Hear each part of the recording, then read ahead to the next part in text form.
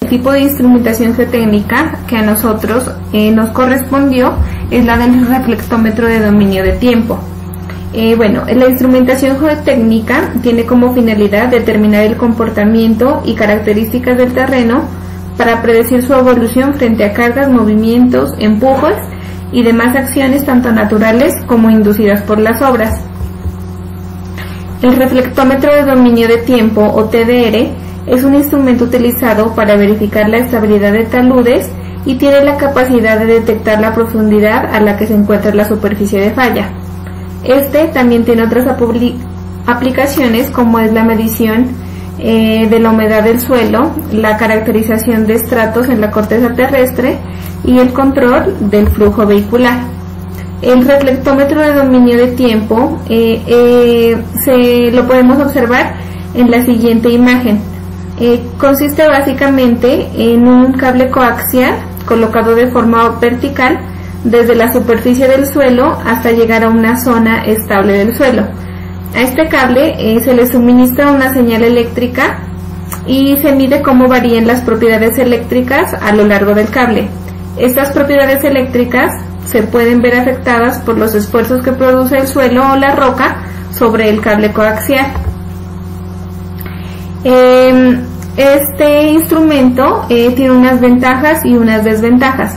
Las ventajas es el bajo costo con respecto a otros instrumentos de medición, la facilidad de medición, que tarda pocos minutos en comparación con otros métodos, puede ubicarse en varios lugares como carreteras, presas o taludes, y su sistema de medición puede ser automático si así se desea. Desventajas es que no pueden determinar la deformación exacta en milímetros, solo se puede hacer aproximaciones, no se puede determinar la dirección del movimiento y en caso de flexión simple no son detectadas. En caso de que el agua se filtre en el cable, las mediciones se ven afectadas y la dificultad de interpretación aumenta. El funcionamiento de este tipo de instrumento depende de los cambios de impedancia en el cable coaxial. La impedancia es la resistencia de un circuito de corriente cuando se aplica un voltaje. Esta es controlada por varias propiedades del cable coaxial, como la capacitancia entre los dos conductores, la inductancia del cable, la resistencia dentro de los conductores y la conductividad del dieléctrico. En esta imagen podemos observar una fuente de energía, el cable coaxial, su respectivo sensor, el pulso eléctrico por un cable dañado y la zona de falla.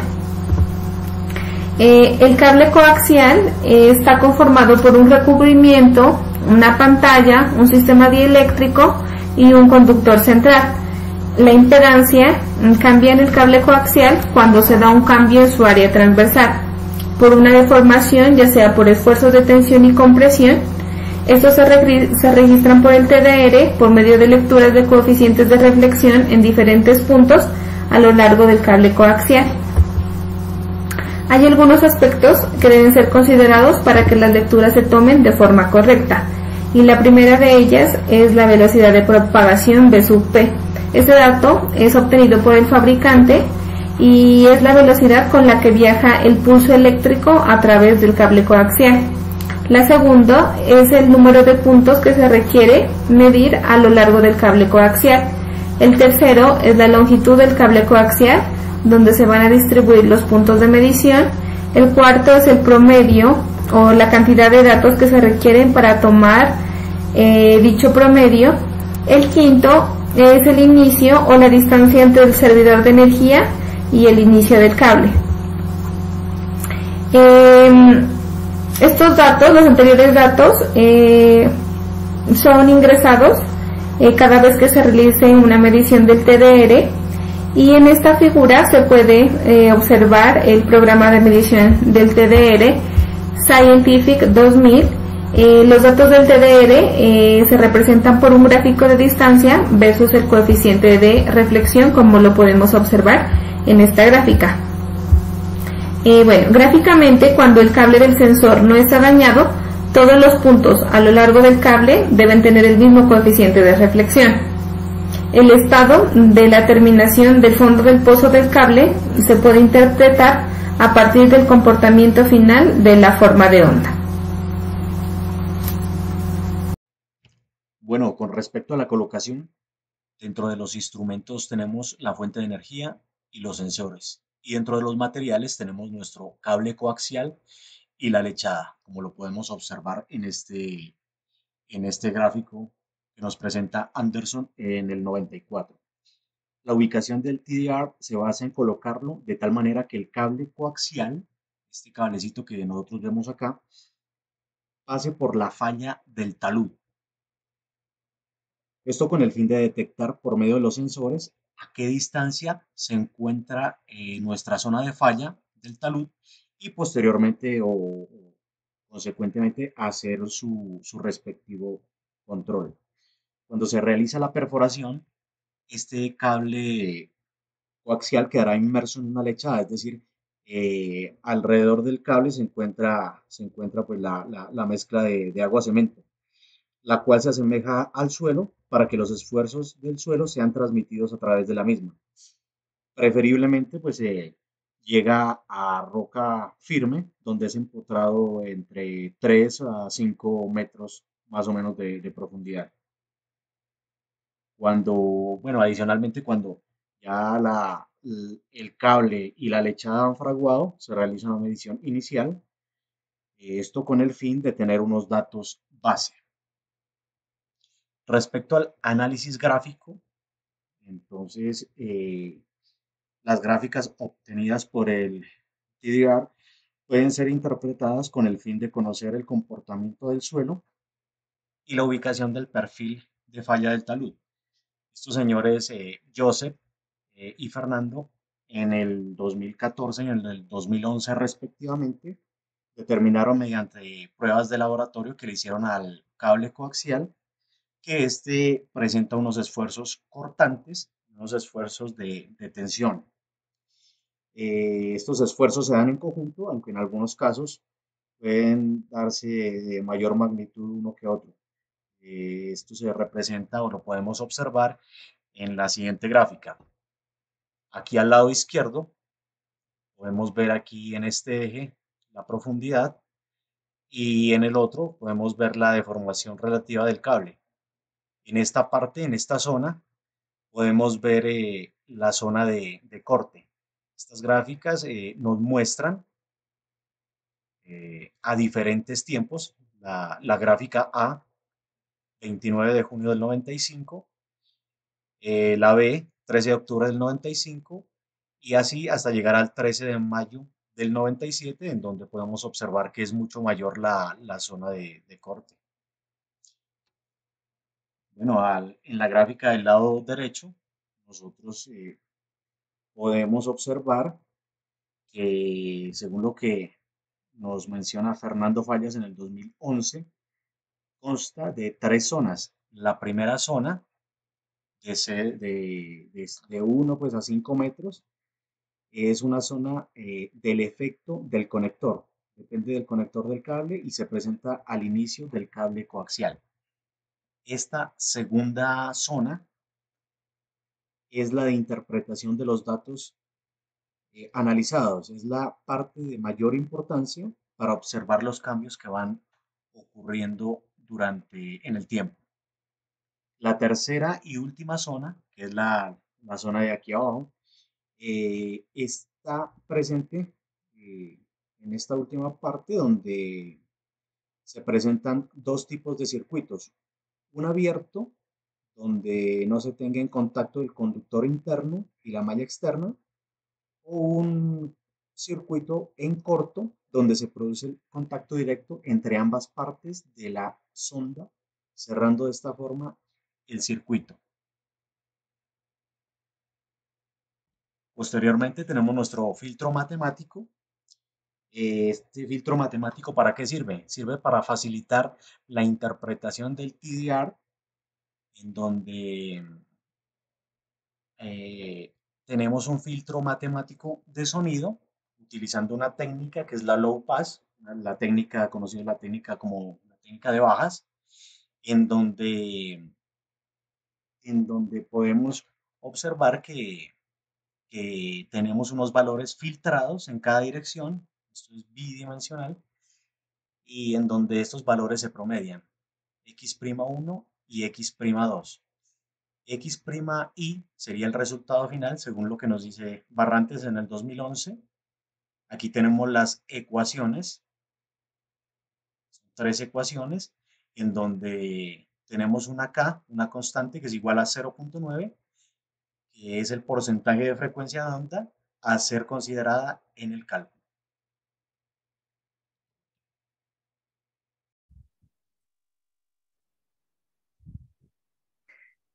Eh, bueno, compañeros, continuando con la presentación de mi compañero Yamid, tenemos el coeficiente de reflexión versus la deformación. Como tal, el método TDR no fue diseñado para encontrar deformaciones, sino para encontrar las zonas de fallas directamente. Entonces, varios autores se han dedicado a encontrar un tipo de correlación entre estos dos parámetros, como lo tenemos O'Connor y Downing en 1999, el cual propone que el coeficiente de reflexión hace una transformación debido a que éste pasa de un campo eléctrico a un campo magnético. Entonces, ellos asimilan esta fase como la de una presa, en donde tenemos el agua cuando intenta pasar por debajo de una presa, tenemos las líneas de flujo y las líneas equipotenciales. Podemos observar que en el cable se presentan este mismo tipo de líneas y equipotenciales. Entonces, mediante la correlación, mediante un cálculo de elementos finitos, podemos hallar una correlación entre el coeficiente de reflexión, la capacitancia y la deformación. Esto pues es como un primer método y tenemos un segundo método, el cual fue planteado por Fernando Fallas en el 2011, el cual eh, este, eh, este autor somete a varias pruebas el cable de elongación y de deformación para determinar el comportamiento a tensión y cortante del cable en laboratorio. Entonces, para cuando el cable se encuentra a tensión pura, estas dos ecuaciones únicamente funcionan para tensión pura y cortante puro. Para cuando se encuentra a tensión pura, él propone la ecuación número 5, la cual está relacionada con la elongación del cable. Y para cortante puro, lo relaciona con la deformación en cortante, por lo cual propone la ecuación número 6.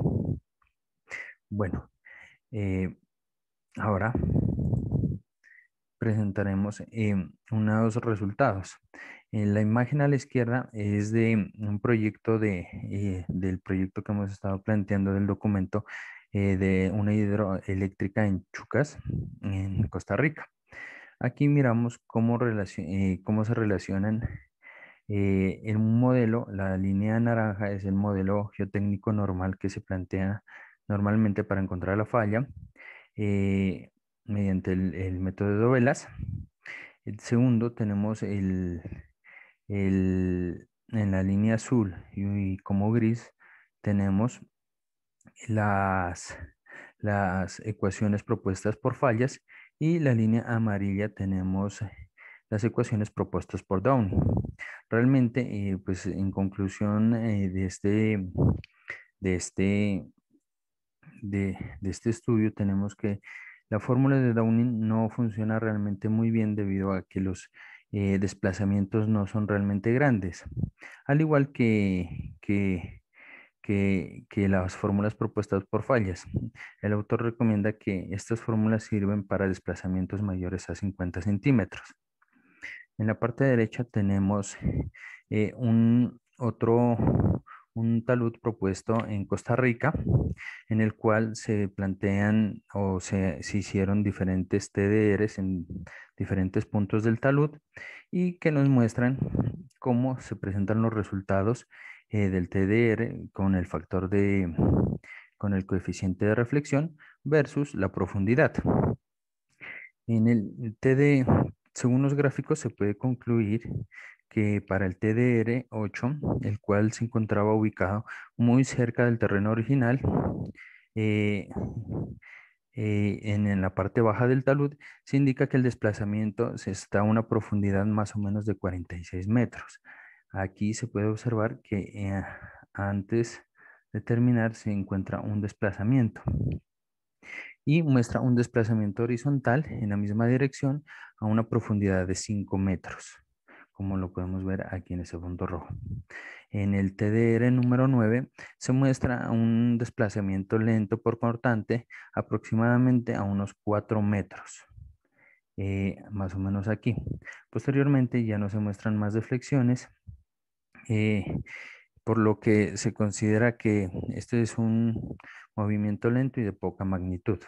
En el TDR10 se puede ver también que presenta un pequeño, una pequeña deformación en los primeros 5 metros, pero posteriormente ya no muestra más lecturas. Bueno, esto es como tal lo que averiguamos sobre el método TDR. Aquí queremos mostrar más o menos los equipos que se utilizan para este método, los que se pueden encontrar en campo. Este es el cable que se utiliza, más o menos cómo está conformado. Está conformado por un dieléctrico, un conductor interno, un conductor externo y una capa protectora. Realmente, pues, estos se implantan de esta forma y y se miden mediante computadoras, como se puede observar en las imágenes. Bueno, agradecemos a todos y esto es todo. Muchas gracias.